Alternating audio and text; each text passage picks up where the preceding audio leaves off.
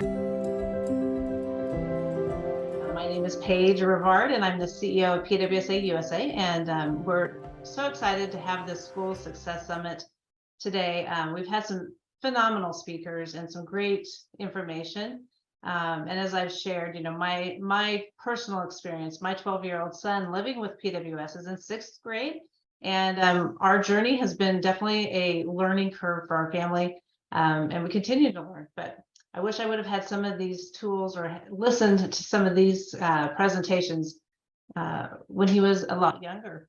So, but we're happy to share the resources with you and hope it answers your question, some of your questions, and make sure your school journey a little bit easier. We're here. We are, our family support team, Stacy and her team are here to help you directly. They do a lot of school trainings. So they're very well versed in working with parents and working with school systems, and have had some phenomenal success. So I just wanted to put that plug in there. Today, again, our first presenter, Mackenzie, she did a great job just reviewing IEPs and BIPs and talking about goals and behavior measurements.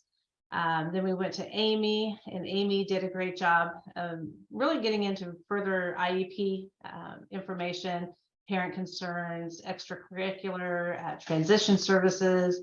And then our last speaker, Elizabeth, who is an a special education attorney. She really, as somebody said in the comments, that was a lot. She went into a lot of information about parental rights and the due process. And it is a lot. And, again, any of our speakers have offered to let you reach out to them. But we also have connections with them. So reach out to us if you have problems getting a hold of them, or if you have questions you think we can help you with as well. But this is our last session, and I am going to turn it over to Stacy Ward, who's our Director of Family Support, to introduce our last wonderful speaker. Stacy. Thanks, Paige.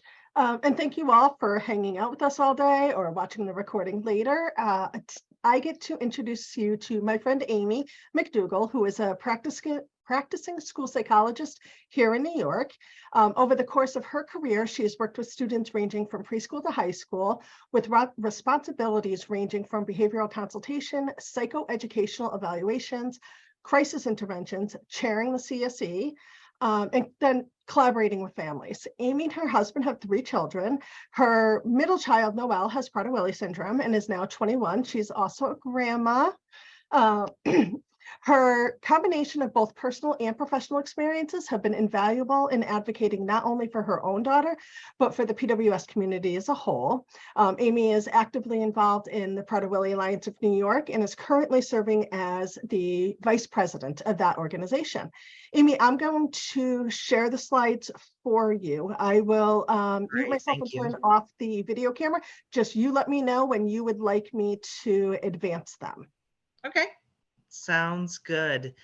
So for those of you, and I'm guessing because I can just see Stacy's picture, I don't know if that means that you've got the little title page up there just now. But so really, I'm going to be speaking about preschool evaluations and eligibility determination. For those of you who have been sitting in through the rest of the day, I know that there's a lot of information that you've probably covered. Some of this will certainly seem maybe a little bit redundant, but I wanted to take it from the point of if you had not been through that initial preschool evaluation, what to expect. That being said, if I'm hitting on something or I start lapsing into, it's lingo for a lot of people, my husband likes to call it psychobabble, please feel free to, shoot a little question out. I know Stacy will catch me, or I might see it pop it up in the chat, and then we will go from there. So if we wanted to move forward to that first slide, really, I had a couple of objectives for today. What I'd really like to focus on is kind of looking at the differences between early intervention and early childhood special education or preschool services. Talk about, what do those scores mean? What are the terms? Like, what are the things that you're going to be dealing with? And then talk about some practical advocacy. How can you feel prepared to be an active participant in the evaluation process? So, Stace, if you want to go ahead to our lingo page, there are a lot of terms and acronyms, but some of the ones that you're going to hear the most as you enter the preschool world, and then eventually school age, are FAPE, which stands for Free Appropriate Public Education. I know that probably the last speaker had talked about how appropriate means different things to different districts, but I think the thing to remember is so often we think about maximizing a kid's potential and gold standards and, pushing as hard as we can. And the school district is always going to be looking at appropriate, not getting you to like the highest potential. So that is something that you're always going to be working with. LRE is least restrictive environment. Really, the point is that our kids should be in the same classroom with their non-disabled peers as much as possible. Or another way of looking at it is the least disruptive from normal patterns of living, but still effectively meeting our kids' needs.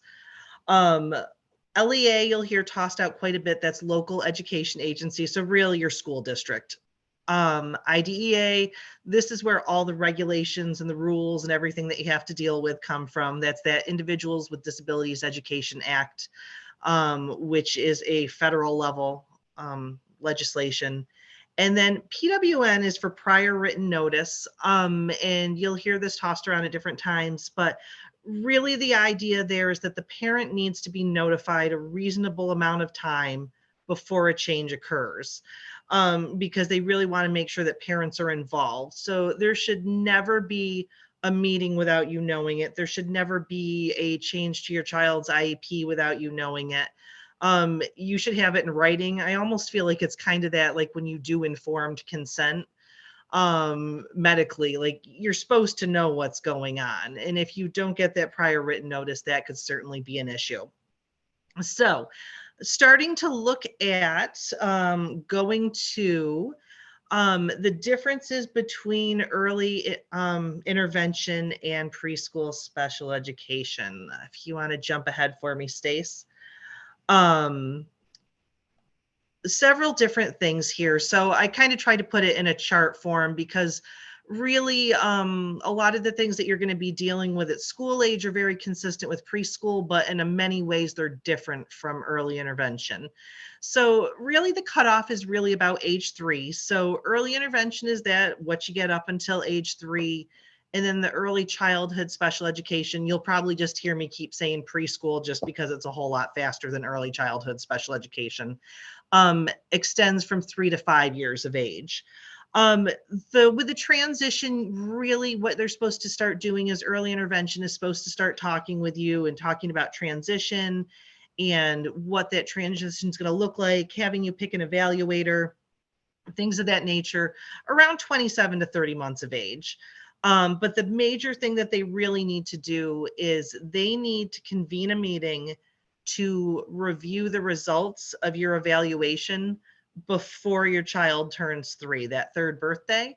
Otherwise, if you have not had that initial eligibility meeting, your EI services end and you're waiting until you can actually get that evaluation done and have a meeting. In terms of who takes the lead, when you're in early intervention, it's depending on your state and your area, how they describe it. It's either the Department of Human Services, the health department, but really it's more of that medical sort of basis. Whereas once you move to preschool, it becomes that LEA, that local education agency, your school district kind of takes over. When you start looking at eligibility criteria, what we're going to look at is when you're in early intervention, we get very used to talking about developmental delays. And then there's that big or in there that you'll see is kind of highlighted. And the part B of the criteria says a diagnosed physical or mental condition that has a high probability of resulting in a developmental delay. If you say PWS, you should probably have an automatic qualification for early intervention. You have a diagnosis that has that really high probability. And so even if you don't necessarily have delays in every area, you're probably going to be looking at some sort of services or some sort of discussion purely by the merit of a medical diagnosis that's going to carry forward. When you move to preschool, however, they start getting a little bit more specific because their emphasis is always going to be on education and whether or not you need special education to be successful. Sorry, just need to make sure I don't fall asleep here or start coughing on everyone. So when you start looking at the eligibility criteria at preschool, they will talk about things like intellectual disabilities, hearing impairment, speech or language. They list off all the different areas that you could have a disability, but what you're going to notice when you look through that whole list is it doesn't list off specific medical diagnoses. So PWS is not going to be something that's in that list. And then their list has and. So unlike early intervention where you had that or, now you've got an and that says, and you need special education and related services.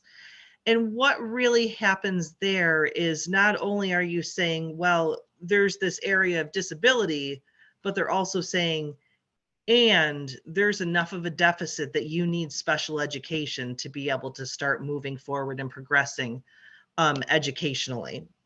Stace, if you want to go ahead and move to the next slide. So what will end up happening is you'll have a plan. In EI, you've got that individualized family service plan, and that really talks about, outcomes and services that focus on family focused concerns, priorities, and resources. So everything is really on that emphasis in terms of supporting your child in their daily activities in a natural environment. So really just kind of that everyday life at home. Once you start moving to preschool, even the name of what their plan is changes. So instead of having a family service plan, now you have an education plan. And it'll really emphasize, educational and functional needs based on where your child is currently at in terms of their academic and their functional performance. So everything starts focusing on that least restrictive environment. What do we need to do to have our kids be functional in that least restrictive environment? In terms of who your primary contact and your service coordinator is, in early intervention, you really have that person who is there to help you kind of figure out like, what services can I access? How do I get connected with different evaluations? What medically is out there, accessing some of, the different things that they might help you through with insurance, things of that nature. So you have a case manager or a program manager. When you switch over to preschool, what happens is you have a representative of the LEA that becomes your primary contact. So it might be your chairperson of that committee, or it might be their designee. So once your child has services, it might be their special education teacher or one of their related service providers. But those people don't have as broad of a knowledge base typically in accessing a lot of those outside services and community-based supports because their primary emphasis is going to be educational in nature. So let's switch over to kind of thinking about, and I think that I probably put these slides in the wrong order, but just given, how we're going to progress through things, I did have scores next, and then we'll talk about what's going to be assessed. So let's give you a little bit of background in terms of scores and what they mean, and then we'll talk about the sorts of things where you're going to be getting scores to reflect. When we look at scores, it becomes almost like a statistical thing, and it becomes a lot. So I'm going to really try and make it as basic as possible, because when you have to start dealing with the math, sometimes it becomes a little overwhelming. The reason I have the bell curve on here is because you'll see that, you've got that down at the bottom, you're significantly below average, and then it curves up to average, and then it comes back down to above. The reality is whenever you test a group of kids, most people are going to score in a similar way.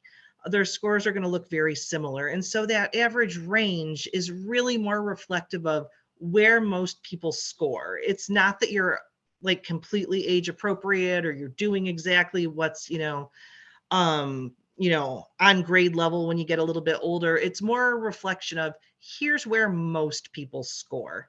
And the reality is it becomes a range. So you're really looking at for kids, when you look at what's age appropriate, most kids are not doing exactly what the charts say. Some are taking a little bit longer to get there. Some kids are, getting there a little bit quicker, and so their skills look a little bit better. So typically your average range runs from about 12 months below what a kid's chronological age is up to about 12 months above. Um, so when you start talking about any sort of exceptional education, whether it be in terms of special education or giftedness, it's when you start going outside of that range. So when you look at the standard scores down there below, 100, so I think we all get used to grading, and 100 is like, perfect. But on most of these tests that you're going to be looking at, a standard score of 100 means you're right in the middle of what we would expect of a kid of this age. So it's not they could do everything. It's just, this is right about what everybody else should be doing. Then when you start dropping down to scores of like 90 or 85, that's when you've hit the lower limits of what's typical of a kid that age. 110, 115 are the scores that are a good, year above. So, and then you'll see the scaled score, the percentile ranks there. So that's kind of the broad overview of what the scores mean. But what I'm going to say here is more the practical thing. We really get focused on, in early intervention, we are working so hard to have our kids make growth, make gains. We want to see all their successes. And so those are the things that we really want to emphasize and report out on. Absolutely, that is phenomenal, and we need those things, and we really need to look at what our kids can do.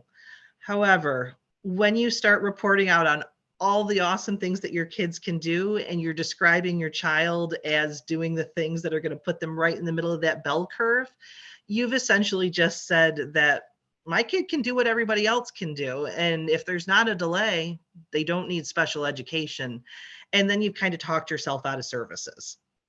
So realistically, the way I look at it, and it's not a highly professional, and I debated on putting this in my slide, and then I thought, no, probably shouldn't just put it in writing, but the reality is scores mean services. Lower scores mean that you're going to be eligible for supports, because if you've got a delay, that means you need some sort of support to help get you there. So statistically, you've got those numbers. They are not the be all and end all. Those are just showing where your child is at any given point in time. And I think the reality is too, with an evaluation, a score is just a snapshot on any given day. Your child might do better on a given day. They might do worse. But you really just need to look at scores in terms of they're not a definition of your child. They're just a definition of how they're functioning right now, and giving you information about what they might need to grow, and what skills they might need. So Stace, if you want to jump ahead to the next slide. In terms of what's going to be assessed as part of a special education process for a preschooler, there's several different areas they're going to look at. Obviously, they're going to look for, some medical background information. A lot of times they'll ask to just get a copy of your most recent physical. But there's several different areas that kids are assessed in. Some of these different things, are going to be pretty straightforward. We're very used to, for example, speech and language, how well do they understand language? How well do they express themselves? What does their speech sound production look like? So that's kind of like straightforward. But then when you start thinking about, so if we move up to the top, adaptive skills. So adaptive skills are really sort of those self-help skills.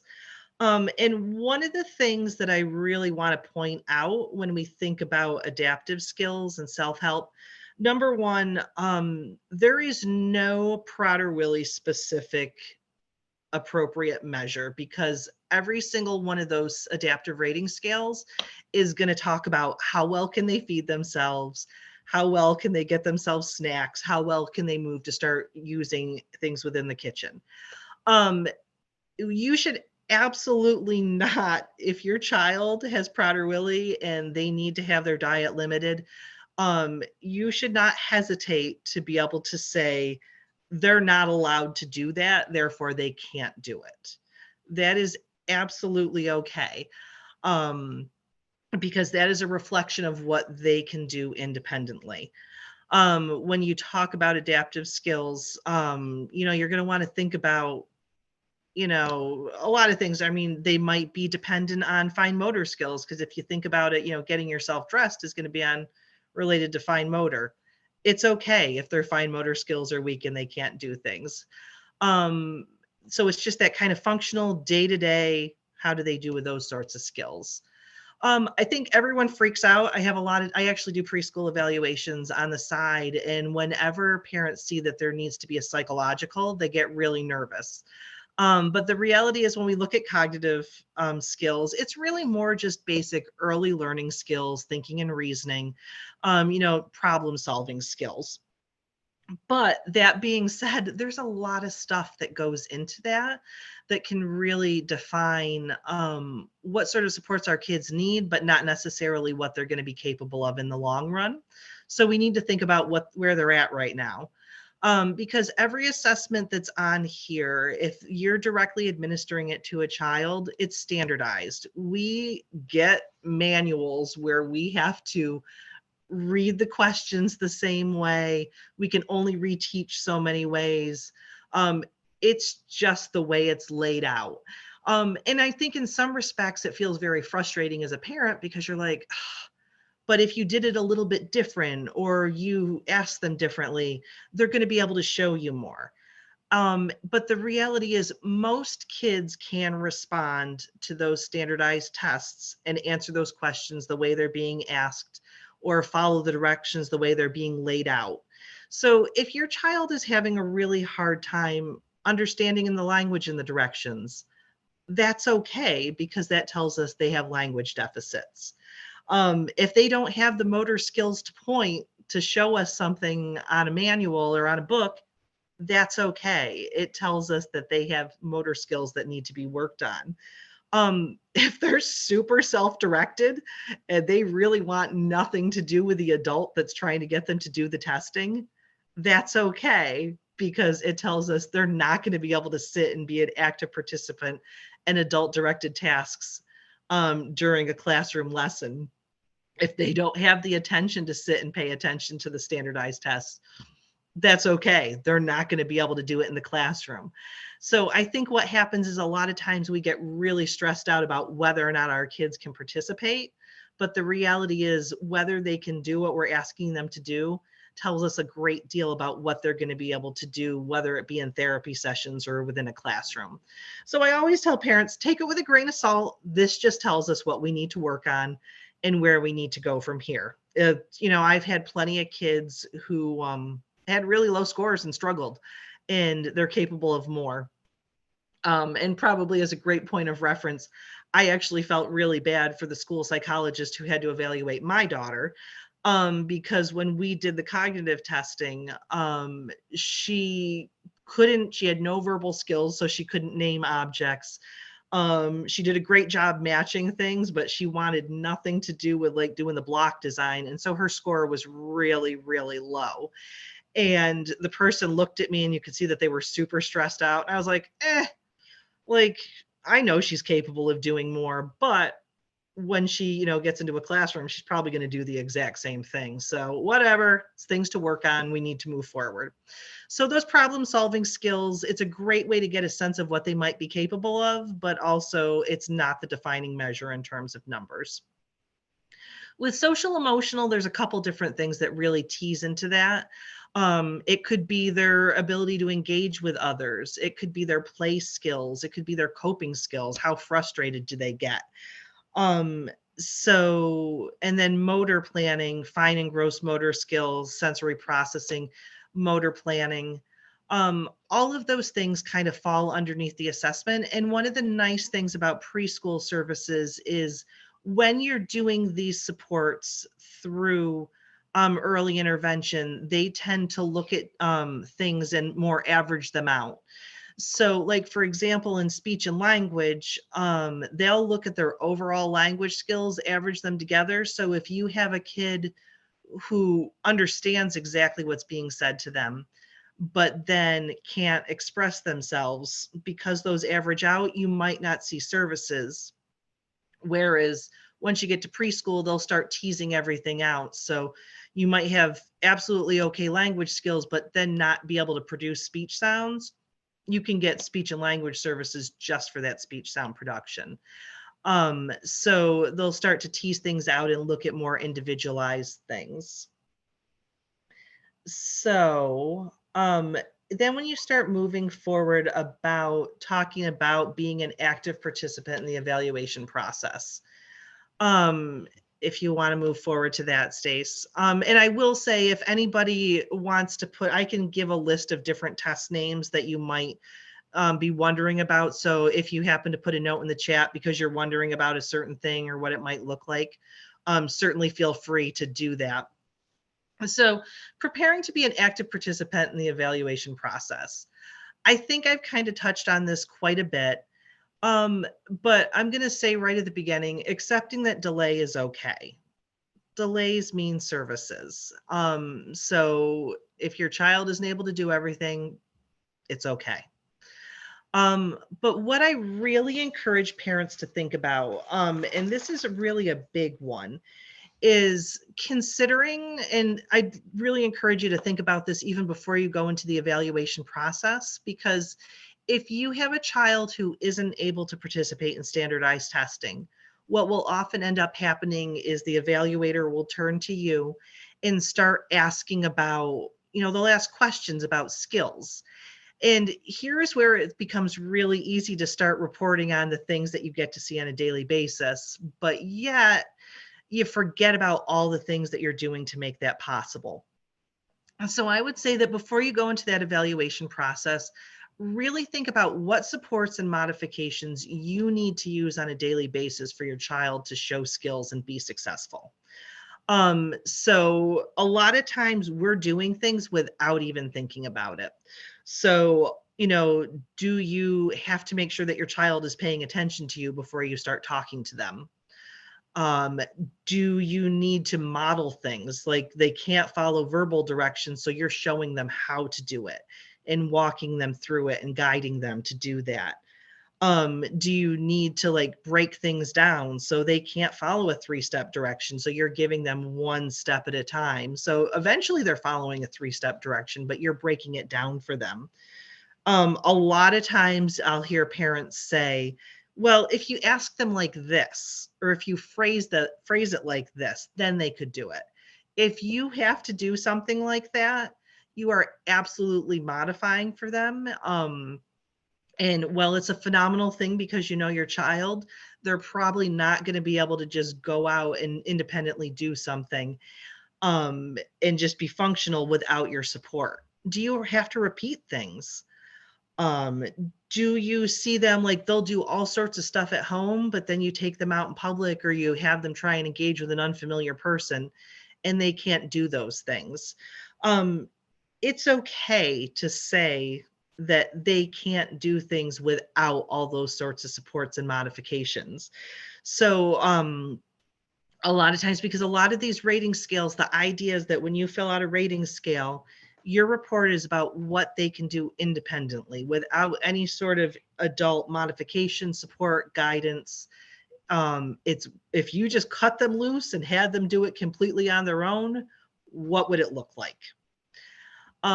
So do you need to do anything? Because what will happen is if you're reporting based on what they're doing with all your modifications, number one, they'll look like they can do skills that they might not be able to do on their own. But number two, the reality is that a lot of those supports and modifications you're putting in place are probably things that need to be built into their IEP so that they can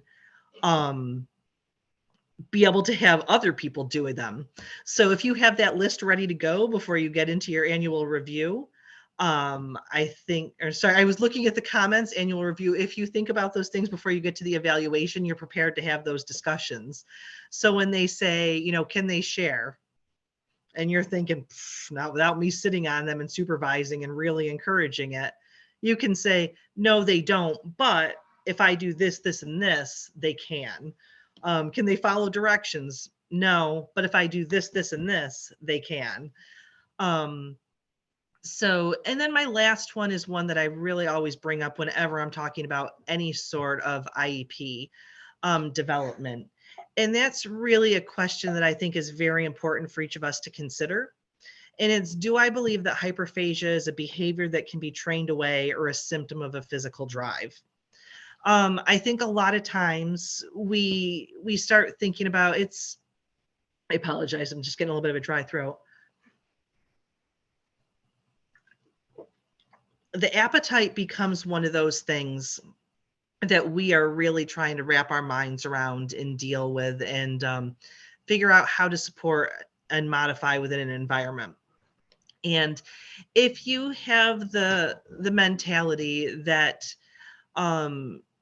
like this is just a behavior, they should be able to control it, what ends up happening is that the school is always going to be working towards independence. And that is always the goal. They're going to be like, can we put a behavioral modification program in place and train away this behavior, so that the kids should be expected to sit and watch their peers, eat snack and not get upset, or they should be expected not to steal, or they should expected just to be able to cope. And so that really, if you go thinking that, okay, these things are okay, then if you set up the expectation that that's okay, then the IEP is going to be developed and the teacher expectations are going to be developed, thinking that that's going to be okay. But if you're like, no, hyperphagia, this is a symptom of a physical drive, it's always going to be there, then it really starts putting the onus on the staff and the teachers to be able to provide an environment that's modified to your child. So rather than trying to train a behavior, they're structuring their environment. And that certainly plays into how you answer questions about their skills and abilities as well. Like I was referring to earlier, when we did my daughter's adaptive behavior rating scales, there were questions about, could she use certain appliances? Cognitively, she probably could have. Was she ever allowed to do it? No, because it wasn't, physiologically safe for her to be doing that. And so I always reported that as, nope, she doesn't have the opportunity because it's a safety risk. So I've really hit a lot of, the evaluation process is kind of a big one. But I think really having the right mentality as you go into it can help guide your discussions as part of that, and really kind of guide your discussions going forward. So certainly I've tried to incorporate a lot into a short time frame, but would definitely like to open it up to questions, comments, thoughts, things that I might not have touched on as fully as I could. Just give people an opportunity to ask those questions. Oh, and yes, Stacy, thank you for switching ahead.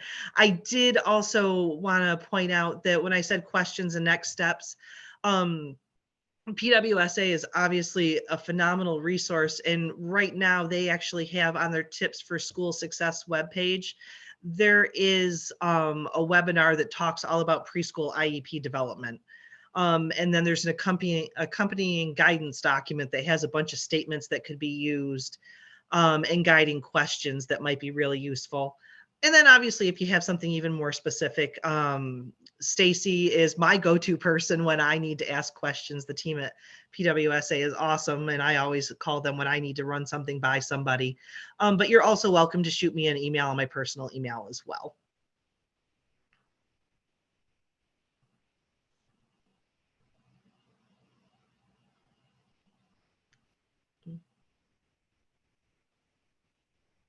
All right, thank you, Amy.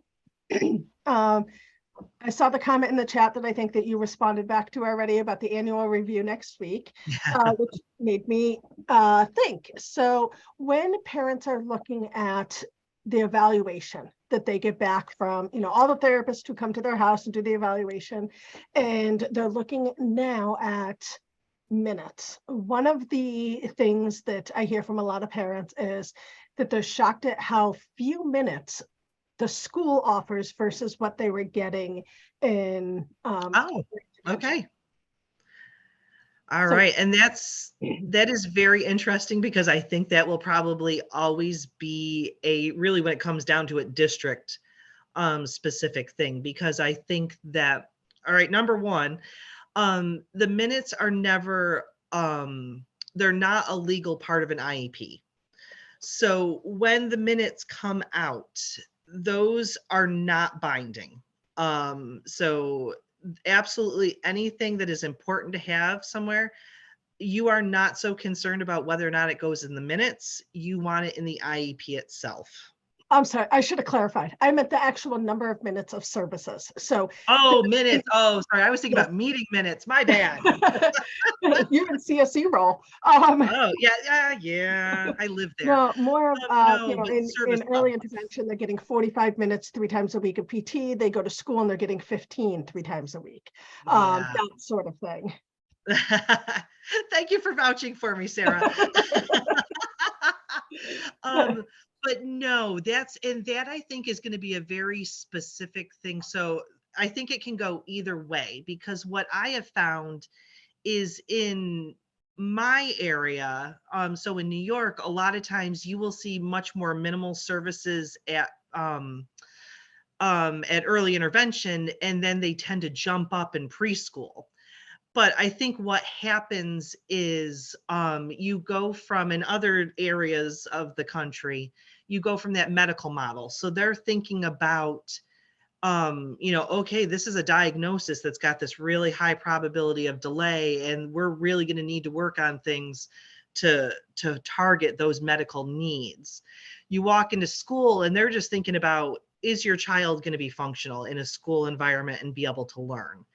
And so once you move that from that medical model to a more educational, I think that might very well be what happens, is they start thinking about, like, they're not as concerned about, like sometimes you'll hear people talking about skills like, tying their shoes, or, being able to, well, a lot of the stuff at preschool doesn't change as much, but then it becomes less of a concern at school age. But things that to us at home seem like a really big deal don't seem as pressing at school, because they're more thinking about academics. So what you really want to think about when you're targeting some of these skills is, how do I make it educationally relevant? So for example, if you're talking about gross motor skills, you might be thinking about, can my child, balance on one foot, or can they climb the stairs? And so, yeah, I was looking at, once you hit, they're only concerned about, if they don't have a ladder with a slide, nobody worries about whether or not the kid can climb. But that being said, can they navigate stairs in the building?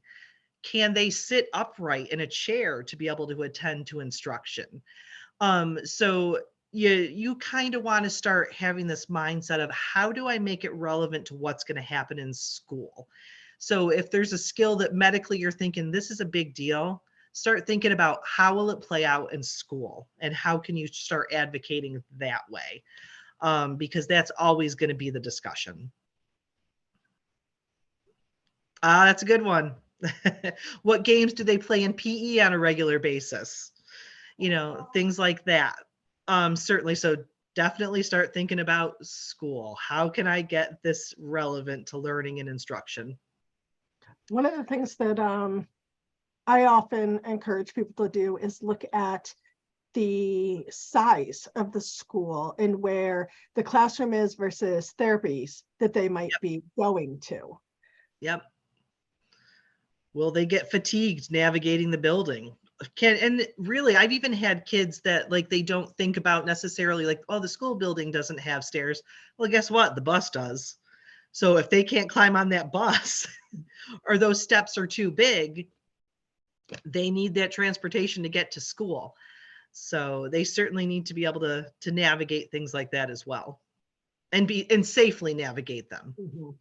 And I think that's another thing too, that certainly when you start pressing for, like, working on skills, somebody might be like, well, there's an adult there to support them. And then the next question is, so are you going to guarantee that there's always an adult to help them navigate the building? If you're suggesting that maybe they need to have a one-on-one with them, they might feel a little bit more strongly about building some motor skills to make them a little bit more independently. Mm-hmm. It's a great point. I know this is a little bit past the preschool piece of things, but when we start to see those related services fade out, Yes. and we know that there's still many areas that could be addressed, how do you navigate that? I think that you're going to start wanting to look at what are my child's goals. And when I say goals, I also mean for you personally. What are you valuing?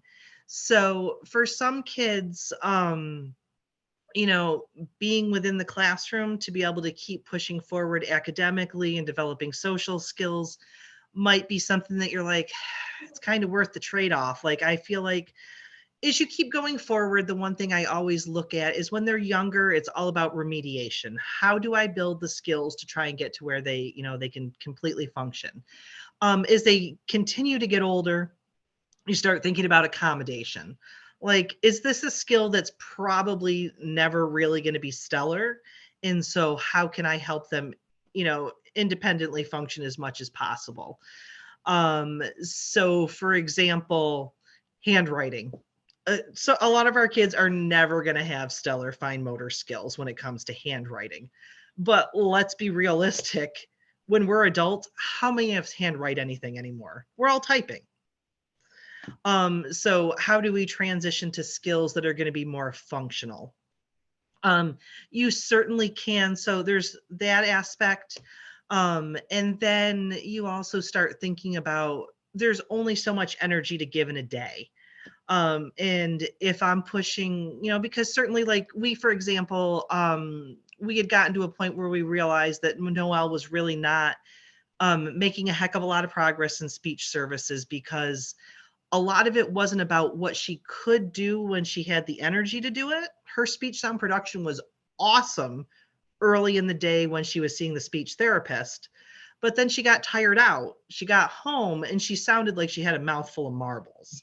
And I was like, you know what? And I had to kind of accept, yeah, this is kind of what we're going to be dealing with because she's fatiguing. Now, we did, for like a transition time frame, we used our medical insurance, and actually it wasn't even really our insurance. I was using my flex spending to pay for private services once she got home. But then what we also realized was she was using so much energy all day long that she was burning herself out. And we were probably not even seeing, like, it was like, let the kid come home and rest. And enjoy family time. So sometimes you kind of have to step back and say, if I have to prioritize the skills that I think are the most important, what would be my most pressing skills that I think we need to work on?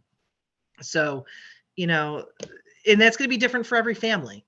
So I think that really kind of stepping back and taking a look at what is important to your family, what are they going to have the energy to give, and where can you go? Are kind of the thought process. Do you have thoughts or recommendations around how much time should be focused on academics at preschool versus therapy? So I'm thinking, if the preschool day is 2.5 hours and an hour and a half of that, they're being pulled out for services and they're fatigued, so they might take a 20-minute nap and then there's a snack. There's not a lot of time left for the academics that are happening. So how do you balance that? Yeah. And, here's where I tend to differ from some of my educational colleagues, or actually not even really my educational colleagues, but the people who write curriculum and like set standards. My very strong opinion is that, academics are not the main focus of preschool. Preschool is there you go, social skills. Do they learn the soft skills to be able to function in a classroom? So can they cope with frustration? Do they know where to go when they're frustrated? Can they sit at circle? Can they participate in a group? Can they share? Can they navigate the building? Those are the biggies, because if you don't have, those are really the prerequisites for learning. Mm-hmm. So if you don't have the ability to participate in instruction, it doesn't matter if you've learned to identify letters and numbers, because you're not going to keep moving forward because you haven't built those foundational skills to be a part of the classroom. And the other reality that people never really want to hear is we have a leg up on a lot of people in terms of functioning in school because our kids are getting intervention from day one. There's a lot of kids who don't get preschool services, whether it be as a typical child or as a child receiving special education. And I can't, a lot of times I would say to parents, the kids who come in with an IEP, we already know about them. We know what they need. We know how they're going to function. Every year, the kids that walk into kindergarten who have never seen a preschool are probably in way worse shape because they have no idea. And these are typical kids. They have no idea how to function in a classroom. And they are probably further behind than our kids who have at least been exposed. So, because I've had a lot of kids where I'm just like, they have no idea how to sit at a circle. They have no idea how to participate in a group. They have no idea how to cope with it when somebody tells them no. Like, and these are typical kids coming in. So certainly you want them in the, you don't want your entire day to be taken up by therapy. You do want them in the classroom. You do want them interacting with other kids. You do want them sitting at circle, but I would push for goals for that preschool setting that aren't emphasizing letters, numbers, colors, the academic readiness skills. I would push for goals that are about, participation, complying with adult directed tasks, joint attention, engagement, because those are the skills that they're really going to need moving forward. Great, thank you. Let's see, are there other questions? I saw a couple things in the chat where people were just commenting. Any questions that anybody would like to ask?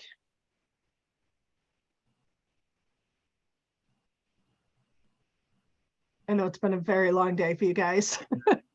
And preschool is overwhelming. It really is. Because frequently going out and doing evaluations, so often parents I can just see are just so stressed about whether or not their kid is participating in the evaluation process.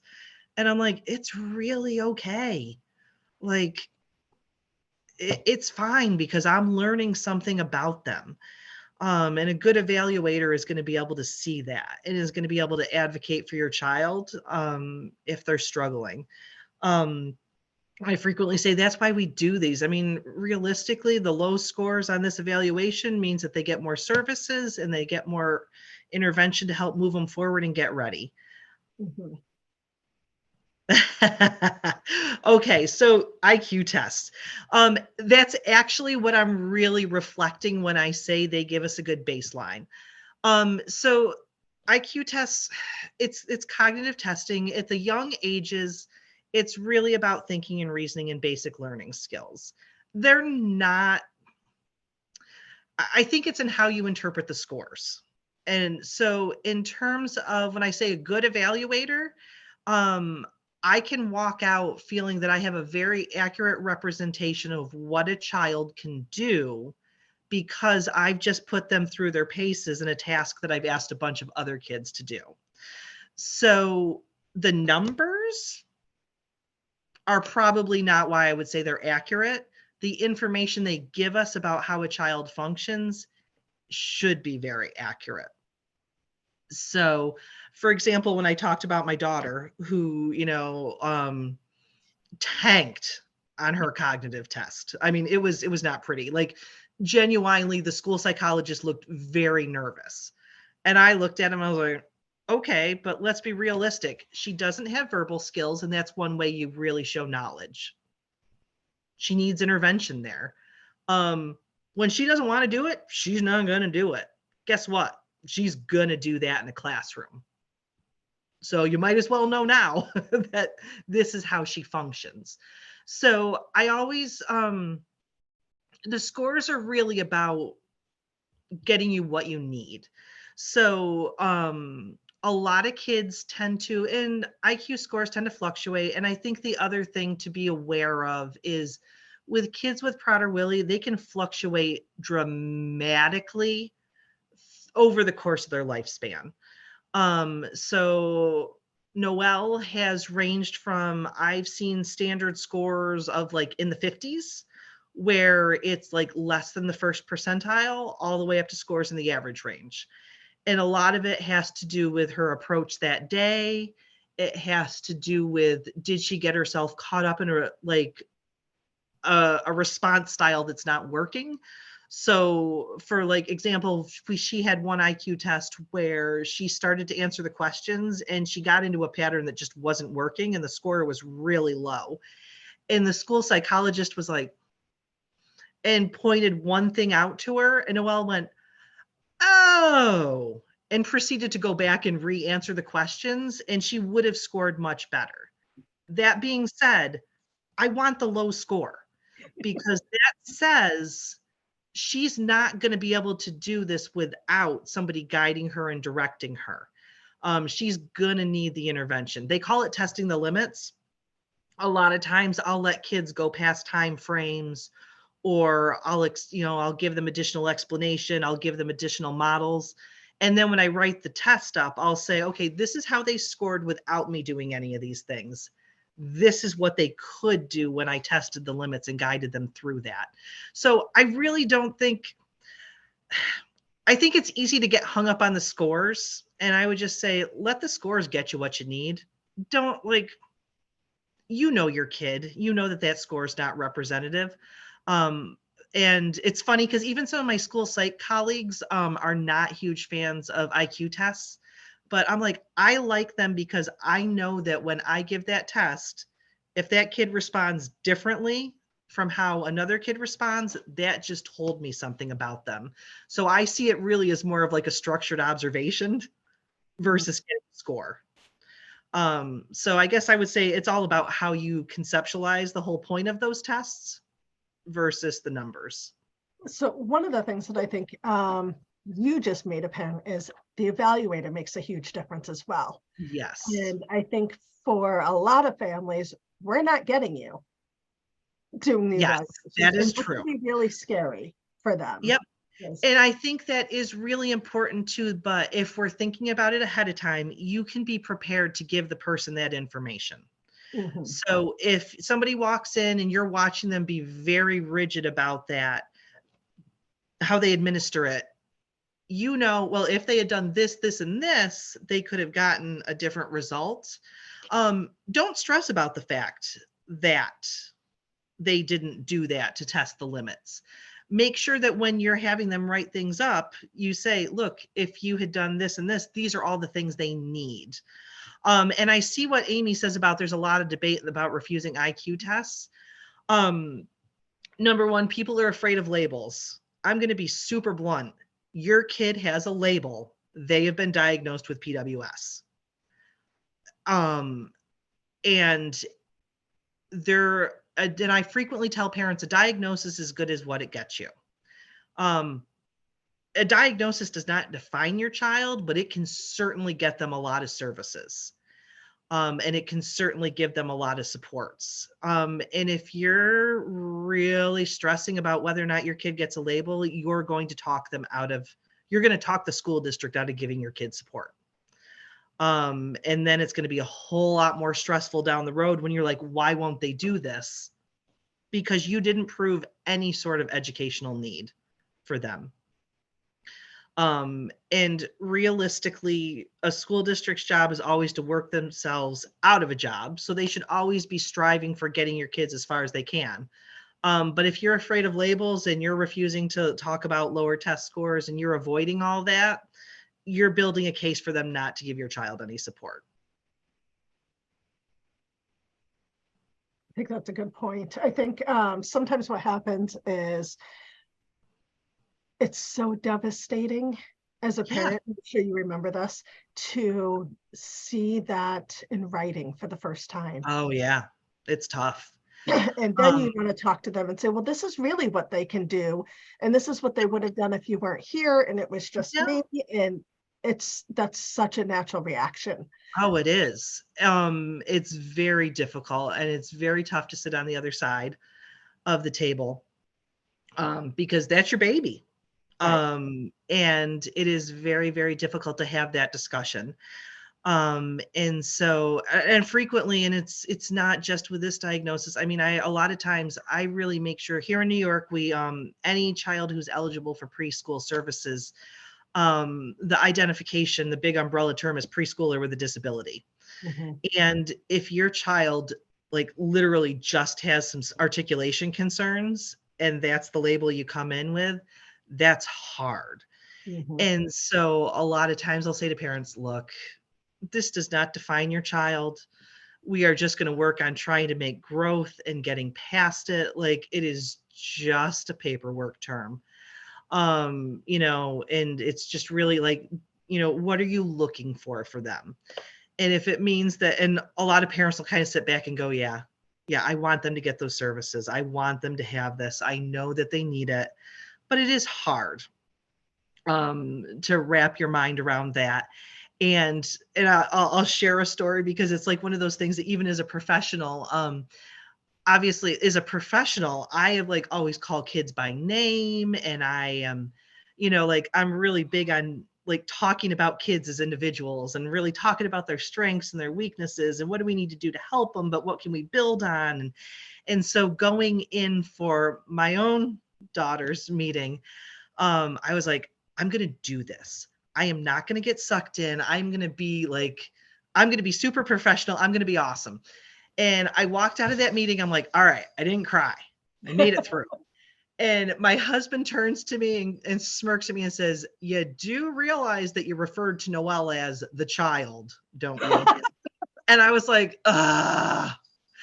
because I was so focused. So my child is the only one who's been referred to as the child in a meeting I've gone to, but it is Noelle. very difficult. Yep. Noelle is the only one who's been referred to that way.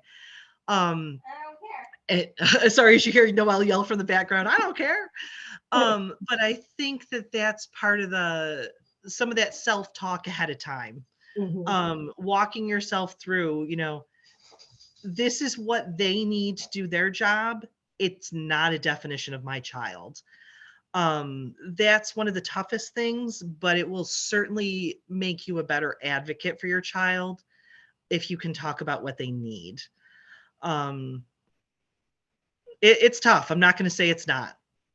But if you want to keep them pushing them forward, you have to find a way to be able to say, okay, doesn't define them, doesn't say this is who they'll, this number doesn't reflect all they're ever going to be able to do. It's just where we're at this point in the journey to get them what they need to keep going forward.